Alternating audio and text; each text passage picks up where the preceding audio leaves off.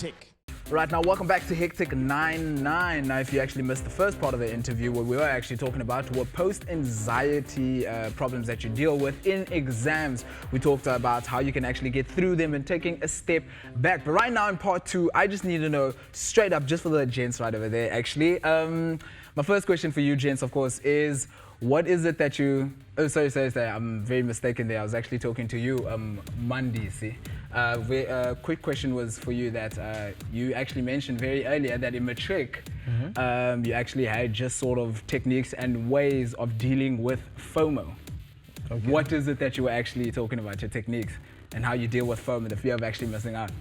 Here's the thing, like you actually last night I just got a phone call saying it's actually happening in P, a friend of mine from P. I know it's happening, yeah. I just want to say hashtag shout out to you. We see you, cool. Yeah, so, and then she started mentioning everyone who's there, and then you started to panic, oh, I'm missing out. And then what I did was I just sat down and listened to her music and started relaxing myself, and I had to just shut that down and continue studying because I'm writing as well on Wednesday. Which of course you're writing, what you writing on Wednesday? I'm writing drama history on Wednesday.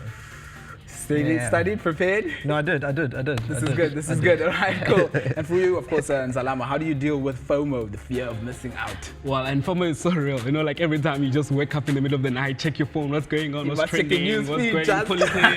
And what I do is just like try to keep my social network off, like every time. Just put my phone away and just focus on work in that time, yeah. Wow, I mean, I'm talking about social media, taking it all away. We actually want to know from you at home with, of course, the hashtag Zenu, keep calm 99. Nitini Mimbuzo win for our expert right over here. So what team wanna buy Lorizi? Oh man, people are talking. They're talking online. Hashtag keep calm 99. Before we actually get into the social media, I've got a question for Nzalama and Mandisi. Guys, does social media make you anxious at all? Being online, all the fighting on Twitter, you know, things have been going back wild on Twitter in terms of politics, in terms of, you know, money. Does it stress you out? Well, as I said, it's so real. Like every time I just check my phone, like now and then, what's going on, latest hashtags. I need to find out what's going on. Yeah, you see. And you, Mandisi? No, like I remember stressing out seeing people posting pictures of their graduation and with their parents, and you're thinking, oh my God, when is my time coming? Graduate? Exactly. Am I going to live in the opulence? Am I going to, you know, fly first class or VIP? Well, guys, thank you so much for sending through some of your questions. This is for the psych, okay? Neo Wiseman Lewinsky Malevu says, I can't study days prior to the exam. Every time I touch a textbook, it's like somebody sprayed sleeping medicine on it. I can only study the night before and the morning. Is this a good thing? I suppose if it works for him, it's a good thing, but it's not necessarily a good thing because you know, you're trying to cram everything in those first couple of hours, and then you get to the exam time and you kind of go blank. That's what usually happens. So it's not a great one. It's not a great one. So you suggesting he should train his brain to actually get used to studying like way ahead of time? Yeah, and set yourself you know, sort of a schedule. So study for 50 minutes, take off 5 or 10 minutes. Don't watch TV or social media.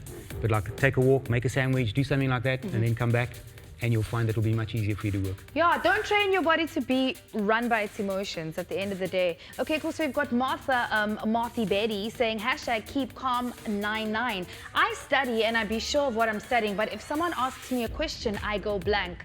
But when I read a question on an exam paper, I remember everything. Is this pretty normal?